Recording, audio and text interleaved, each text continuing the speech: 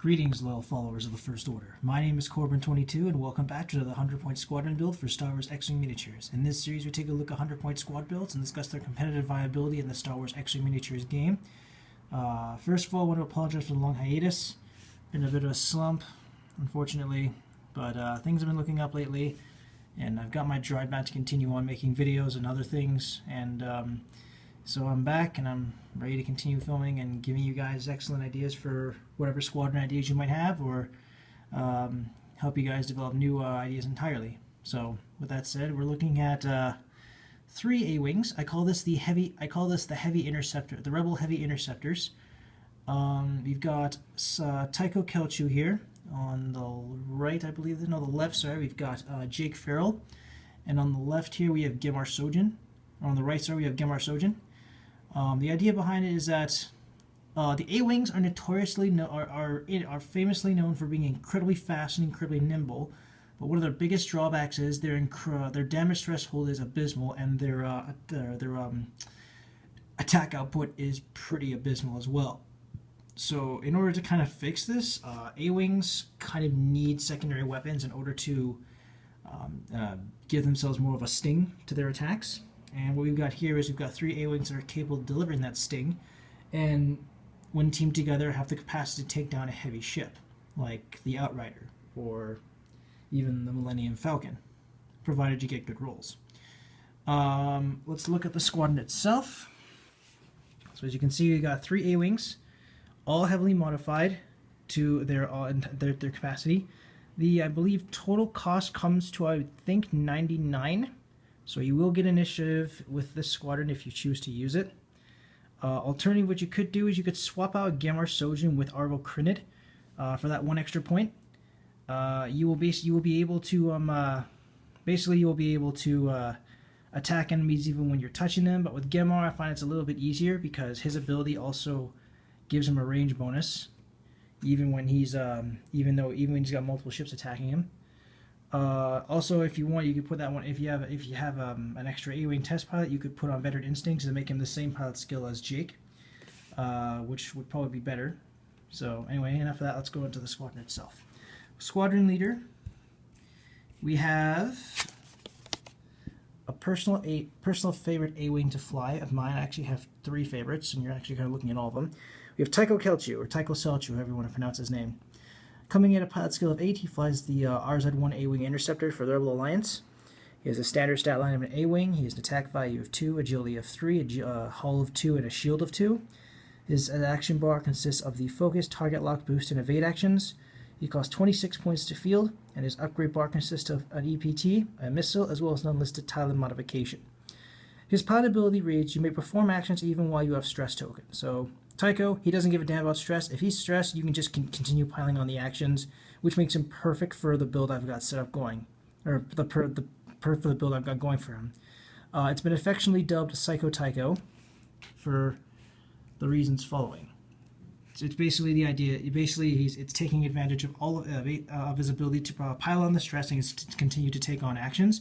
The only drawback being is that you will not be able to do red maneuvers, but considering what Tycho's got on him right now, I'd say that's kind of a minor consequence.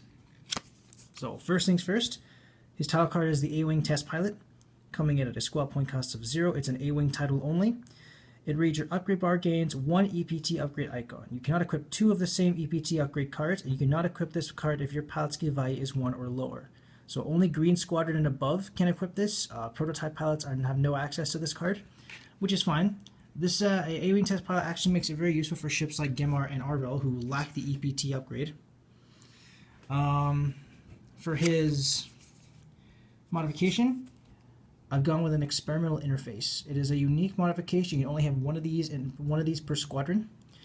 It reads, well, for a squad point cost of 3, it reads, once per round after you perform an action, you may perform 1 free action from an equipped upgrade card in the action with the action header icon, then receive a stress token. So experimental interface, it's basically a push the limit for upgrades that have the action header icon. So you can basically do an action and then you can use experimental interface for, like, say, Daredevil or Expose or anything like that, and you get a stress for it. Pretty straightforward. Now, for his actual upgrades, his first EPT, got with a classic push the limit. Coming in at a squad point cost of 3. It reads, once per round after you perform an action, you may perform one free action showing your action bar, then receive a stress token. So the idea behind this is Tycho is able to perform 3 actions in the same turn. He can do a focus, he can push the limit for a target lock, boost, or evade, and then he can use experimental interface to push for his next upgrade, which is Daredevil. Coming in at a squad point cost of 3 as well. It reads, execute a white hard 1 left or hard 1 right maneuver, then receive a stress token. Then if you do not have the boost action icon, roll 2 attack dice. Suffer any hit damage and critical damage rolled. So, yeah. Daredevil is really risky unless you have either a ship that can take a boost action inherently or has the engine upgrade modification. Other than that, you're pretty much just risking damaging yourself. It's really not worth it. I've yet to see someone field a ship with Daredevil and not use either engine upgrade or ship with a boost action inherently. And for his missile, gone with Proton rockets, coming in at a attack squad value of 3. It can only be used at range 1, and it has a attack value of 2. It reads, discard this card to perform this attack. You may roll additional attack dice equal to your agility value to a maximum of 3 additional dice. So Proton rockets was meant for the A-Wing because its standard attack value is 2, plus the agility value of the ship it's equipped. In this case, the A-Wing has 3 agility, which is the maximum you can add, which means the Proton rockets equipped to an A-Wing will have a total attack value of 5. Added to the fact that you only require the focus, you don't need to spend the focus token. It means you have a modifier when you use this card, but to be even more effective, it's best to have a focus and a target lock. That way you can reroll blanks, and if you get focuses out of those rerolls, then you can spend the focus that you have that was required to fire the rockets and basically score 5 hits across the board. It's basically an instant kill for any. It's basically almost a guaranteed insta kill for most ships, like most ties at least, and most other enemy ships of the Scum and Villain and the Rebel faction. Anyway, moving on to the next ship, another personal favorite of mine, especially with the build I've got for him. We have Jake Farrell.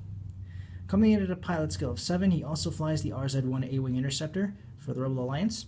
Standard stats of an A-Wing: attack 2, agility 3, hull 2, and shield 2. Action bar consists of the focus, target lock, boost, and evade actions. He costs 24 points to field, and his upgrade bar consists of an EPT, a missile, as well as an unlisted tile and modification. His pilot ability reads, after you perform a focus action or are assigned a focus token, you may perform a free boost or barrel roll action. Jake Farrell is a very special pilot, I think, because he is the only A-Wing in the Rebel Alliance that is able to perform a barrel roll inherently. Most A-Wings cannot perform barrel rolls by themselves, unless, of course, you have, like, say, expert handling, or with the addition of the ARC 170 coming out at the end of the year, we'll be getting the vector thrusters, which will add the barrel roll action icon to a ship that it's equipped to. Jake is the only one that can take a barrel roll inherently, provided he gets a focus token beforehand. So it's a very useful and nifty ability to have. Or if you want, you can swap it out for a boost. But since Jake can only perform a boost inherently, most people are probably going to go for the barrel roll first. Anyway, his title, again, we have A-Wing Test Pilot. It gives him additional EPT, can have 2 of the same ones, and can only be equipped to a pilot with a ship with a pilot skill of 1 or lower. And then, of course, for his modification, I've chosen to give him Autothrusters. Comes in at a squad point cost of 2. It reads, when defending, if you are beyond range 2 or outside the attacker's firing arc, you may change one of your blank results to an evade result. You can equip this card only if you have the boost action icon inherently. So, A-Wings, Star Vipers, T-70 X-Wings, TIE Interceptors, TIE Punishers even, and the aggressor ships, as well as the upcoming Protectorate class Starfighter from Wave 9. Only they can take the Autothrusters because they have the boost action inherently, and it's a godsend for dealing with ships that have turrets on them as their primary weapon, namely the Falcon, the Outrider, the Decimator, the Punishing One, that kind of stuff. As long as you're beyond range 2 or outside the enemy's arc, you'll always get that guaranteed evade, which is very, very handy. For his first EPT, I've given him Wired. Comes in at a squad point cost of 1. It reads, when attacking or defending, if you are stressed, you may reroll 1 or more of your focus results. So this means if you're stressed and you spend all your modifiers, you still have a chance to modify your dice and save yourself from a critical hit, so to speak. For a second EPT, push the limit, gives him a free action after performs one regular action, then gets a stress from it. And like with Tycho, he's also got Proton rockets, which allows him to roll additional attack die up to the maximum value of 3. That means he'll also get 5 attack die when he uses the prockets. This build I've actually grown quite fond of. I call it the Dodgy Jake build because it's literally with this setup you got going for Jake, he basically has like very little to no chance of dying. Because Autothrusters, it saves him from turreted ships. Wired, and push the limit, he gets 2 actions, so that means if you do a focus, you get the free booster burrow, and then you can push for a target lock, evade, or a boost if you haven't already taken a boost. And of course, once you have spent all your modifiers, and you still have someone that's able to attack you, Wired can help you save that because it'll allow you to reroll your focus results, because you're guaranteed to be stressed from push the limit. Another weakness of this particular thing is that it also makes Jake very predictable. That's one weakness anyway. I mean, sure, the A-Wing has 10 green maneuvers to work with. I believe it's 10. No, sorry, 9 green maneuvers to work with. All of its straights are greens, and all of its speed 2 maneuvers are greens. But that makes Jake very predictable if you're trying to constantly get rid of the stress and keep pushing the limit. So I'd say be careful. But with the setup, it's really, really hard to hit Jake. Trust me, I've used this build before, and Jake has always been the last man standing with this build. Anyway, last pilot, we have Gemmar. Oops, sorry. Last pilot here, we have Gemmar Sojan, coming in at a pilot skill of 5. Again, he flies the RZ-1 A-Wing Interceptor for the Alliance. Standard stats of an A-Wing: attack 2, agility 3, hull 2, shield 2. Action bar has the focus, target lock, boost, and evade actions. Costs 22 points. And his upgrade consists of a missile and an unlisted Thailand modification. His pilot ability reads: while you are at range 1 of at least one enemy ship, increase your agility value by 1.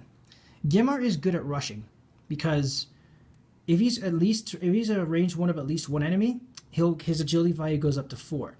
So that means at range 3 or at range 1, it increases with that extra agility. It increases your chances of survival.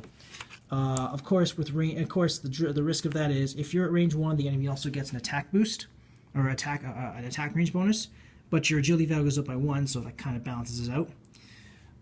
Like with Jake, I've given him Autothrusters for turreted ships and defending at long range. And he's also got Prockets as well to give him that bite. Unfortunately, I only have 2 A-Wing test pilots, so otherwise I would have given him Veteran Instincts to give him that extra push in his pilot skills. That means he'd be able to activate at the same time as Jake, but unfortunately I couldn't. So, yeah, this is the Heavy A-Wings build. That's how it's constructed. I'll be back in a bit to show you exactly how it works. Okay, we got everything set up. For the target here, I've got the A-Wings all surrounding the Millennium Falcon, who's piloted by Han Solo. Han Solo, he has the Millennium Falcon title as well as experimental interface with Cool Hand, C-3PO, and Lando Calrissian. What he's done is he has taken a focus. He has rolled, he has used experimental interface to use Lando Calrissian. He's rolled 2 dice and gained an evade from it.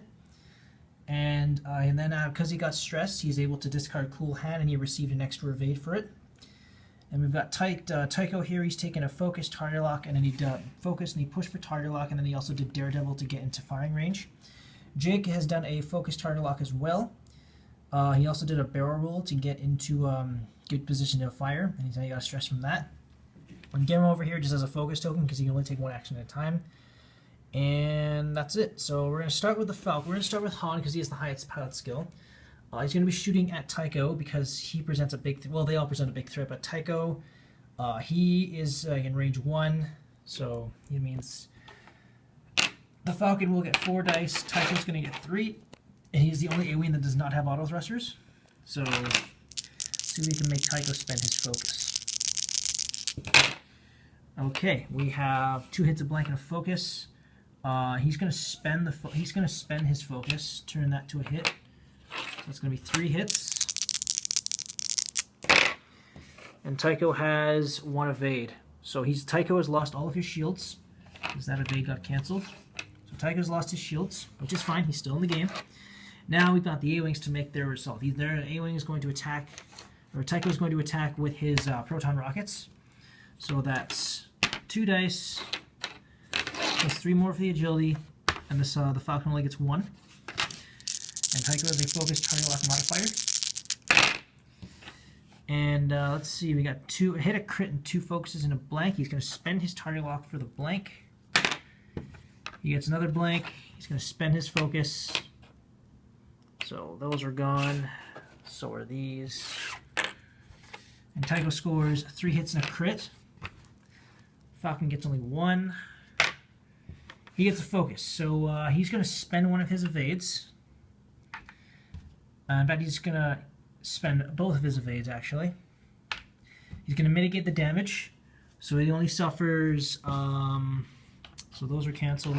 He only suffers hitting the crit, so his shield value is down to 3. Now it's Jake's turn to shoot. Again, Jake with the same thing. Proton rockets. He's got a focus target lock modifier. And again, we have a hit, crit, 2 focuses, and a blank. Jesus, I'm getting this. This is deja vu all over again. Rolling with target lock. Oh, I have a focus this time. And then I'll spend the focus for 5 hits. Well, 4 hits and a crit, actually. So those are gone. Falcon is rolling. He gets a blank, so he suffers the whole bulk of that. So with that, these 2 hits take out his shields. He takes 2 face downs, and the crit is weapons failure. When attacking, roll 1 additional 1 fewer attack die. On action, he can roll an attack die. Upon hit or crit, he can flip face down. Now it's time for Gemmar to shoot. Gemmar, even though his agility will go up by 1, because he's range 1 of the Falcon, his Proton rockets only allow up to 3 additional dice, so he wouldn't get 6 dice unless he had Opportunist on him. Rolling, and we have, oh my god, well this is a slightly different roll. A hit, crit, a focus, and 2 blanks. He's going to spend his focus for the hit. So that means, boom. Okay, so he scores an evade. That hit result gets canceled, which means the Falcon takes another hit. And the crit is console fire. At the start of each combat raise, while attack die and hit results up for 1 damage. So that means the Falcon is in pretty bad shape, and the A-Wings can finish him off with their laser cannons, if they needed to. So this is how the Heavy Interceptors work. Let me know what you guys think in the comments below. Any constructive criticism is greatly appreciated. If you like, you may use this build for any competitive or casual play, or you could tweak it or revamp it to your own specifications. Thank you guys so much for watching. Really do appreciate your continued support. And remember, my loyal followers, the dark side will always be with you. Glory to the First Order!